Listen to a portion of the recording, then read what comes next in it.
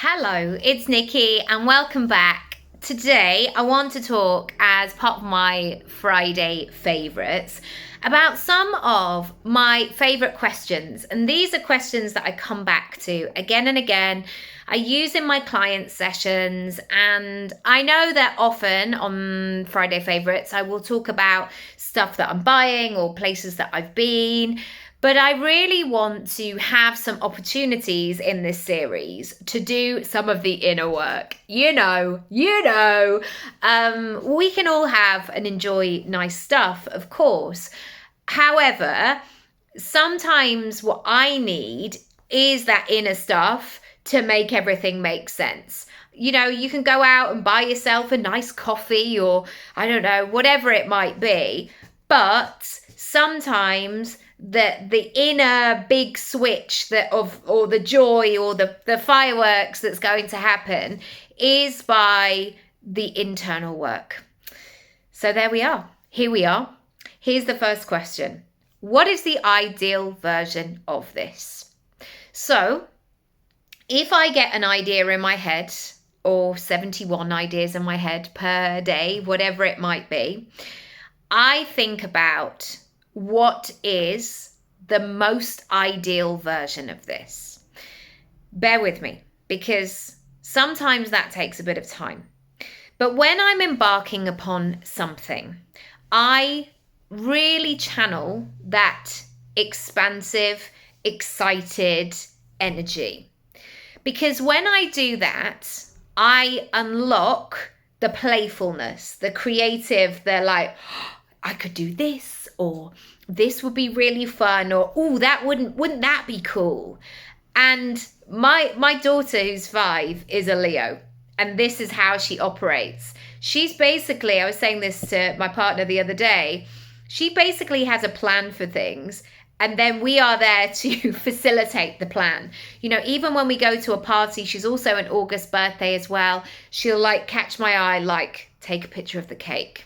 Because she's already planning and plotting, oh yeah, I'd like a cake like that. Oh yeah, but I'd like it with pink icing or whatever the thing might be. If you move into that energy of the ideal version, you become very truthful with yourself and the project or the goal about what this is, what your version exactly is. And sometimes what happens then, after you've done the ideal version, is sometimes the reality will hit of, this is going to take some time then. This is a bigger job than I thought. I'm going to need more money then. Okay, fine. It's all right for that reality to set in. But if you're starting from that expansive point, then you can make tweaks along the way. If you do the opposite, which is starting from that practical place of if it could just be this, I don't mind. And it would be all right if, if it could, that energy doesn't move you forward. That energy is like sitting in a sofa, kind of nonchalantly being very passive and just not really participating, just being very sort of lukewarm with the situation. When you are building a dream, when you are building a dream where you're moving into that chapter, you want to lead with that excitement. And that is what your body wants you to do. So go for the ideal version, see what comes up, and use this question in your everyday life. It's really, really interesting. And sometimes what can happen is you ask yourself that question and you're like, oh, interesting. I like different things to what I thought. So let me know in the comments how you get on with that one. Number 2, what is the fear around this? So one of the things that happens a lot is I get clients coming to me and they want to do this thing and they've made the plan and they're really excited about it and it's all happening on the surface.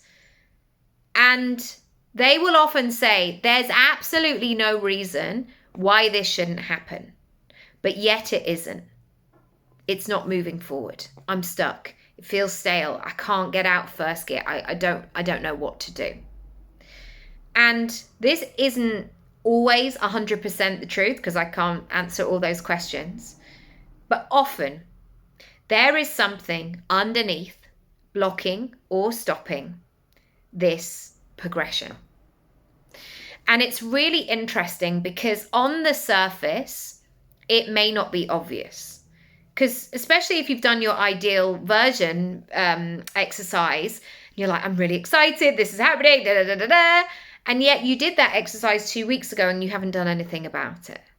So what we need to do is check out where the sneaky fear is. Because underneath, subconsciously maybe, there is something blocking or stopping you. This could be a limiting belief. This could be a story that has got lodged in your brain. And, you know, there's these things when you went to school where you might not be able to remember now in your 40s what your car registration number is off the top of your head, but you can remember 4 verses of a song you sang in school assemblies because it's just there, it's ingrained. And so often this happens in our makeup, in our childhood, in our identity. We pick up things and they get lodged in us. And sometimes those things we haven't put within us. They've just been told, and they were maybe told again and again and again. And unless we challenge them, they stay there underneath, sticky, lurking about under the surface. And so if there is something blocking and stopping you, this is your opportunity to begin to peel it back. Why? Why? Why? Ask another question. Why is that? Why is that happening? What is going on here? Why? And sometimes this could be as simple as not being visible on the internet, promoting your business. And when you do the why exercise, it's like, well, because you once stood up in a school assembly and everybody laughed at you because you got the wrong answer, or something happened. And so that thought is leading the way. I want you to get underneath what is blocking and stopping you and really get to know it. And sometimes it's a bit painful or challenging or like, oof, wow, that feels heavy. But I tell you what, once you've gathered that information, once you know what it is, it's much quicker to be able to move with it rather than being in that like, I just don't know. I don't know why. I don't know why. Go into the details of that. Number 3, when you have a goal or a dream, you might have that internal feeling that this is so right for you. You cannot wait to do this. It feels so good. You would absolutely love that. And yet, in reality, there's maybe not a rhyme or reason as to how this could be possible for you. So this is what you need to do when you have a big goal, is you need to find the evidence. Because we're now not in a time where we just wanted what our parents wanted or where people were living in our community. I remember this from an early age. You know, I was making plans to go to drama school, even though on paper, and most people around me were like, what? No, not only a few people go there. Like, what are you talking about? It was just not the done thing. And so I had to make a very clear decision, even though I didn't maybe realize I was doing it at the time, to find that evidence that it was possible. It was possible, absolutely. And I came across this girl who wasn't wanting to do exactly what I wanted to do. She was more on the production side, but she had the same first name as me. And also, she went to the school that I wanted to go to. She did a different course, but she was vaguely in the similar circles.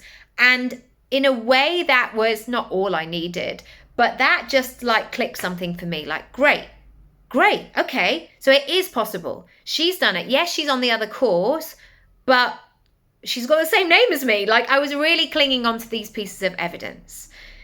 It's out there. There are people out there doing and acing and thriving in the things that you want to do. Go and find them. Listen to them. Understand them. Take pieces of their process. of this journey that they've been on, because they can help you so much. Number 4, know where you are now and know where you want to get to. What is the 1% action you need to take right now to move you forward? So what can happen is people talk about the surroundings, like I'm here, this is what I'm happening, but yet this is what I want. But I'm here, I'm in this place, and this place is so far away from me and I can't move and I don't know how to get there. 1% in 100 is tiny. And yet, as soon as you make that move from 0 into 1, you're already on the path. And once you're on the path and once you're at 1, you're like 2 and 3 around the corner. This could happen. Okay, I'm on my way. And suddenly 2, 3, 4, 5, 6, 7, 8, 9, 10, you begin to move through the process. And too many people stay in this process of analyzing like the 2 places. I'm here, but I want to get there. It's over there, but I'm only here. What I want you to do is figure out what is that first step. What is it? And take it quick. And if you can take it today, all the better. Number 5, this is about your why. I've spoken about this so much. Knowing why you're doing something is exactly the motivation that you may crave on the good days and the bad days and the easy days and the hard days and the cold days and the days you don't feel like it and the tired days, or the moments where everything feels like it's come crashing down and you don't know how to move forward. Get to know your why and all of the juiciness. Now, this why can be as layered, as textured, as multicolored as you like. So sometimes people might say, I want to do this because I want my kids to be proud of me. Great, lovely why.